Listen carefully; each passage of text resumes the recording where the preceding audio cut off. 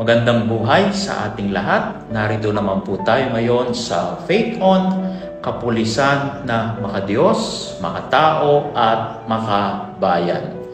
Sa bawat kilos at tungkulin ng ating kapulisan, nasasaksiyan natin ang filosofiyang gumagabay sa kanilang paglilingkod, puno ng pananampalataya, malasakit at pagkamakabayan.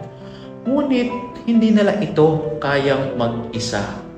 Kaya sa gitna ng hamon ng makabagong panahon, kailangan ipaalala ang tatlong haliging dapat isabuhay: ang pagiging makadiyos, makatao, at makabayan. Hindi ito dapat manatiling slogan.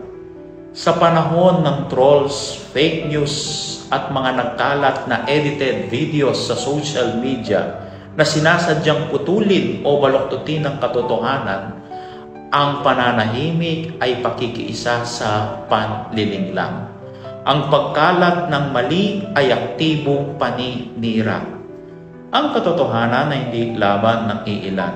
Tungkulin natin lahat habang ang kapulisan ay naninindigan. Tayo naman, mamamayan, ay dapat makiisa, magsuri, magsalita, at manindigan.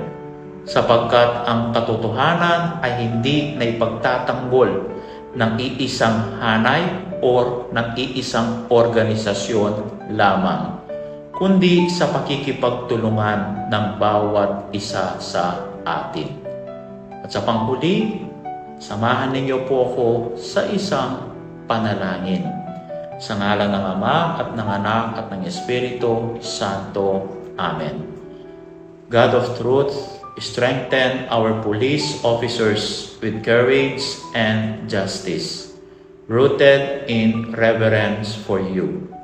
Renew our minds, that we may discern what is the will of God, what is good and pleasing and perfect. May we all walk in truth and stand for what is right. Through Christ our Lord. Amen. In the name of the Father, and of the Son, and of the Holy Spirit. Amen.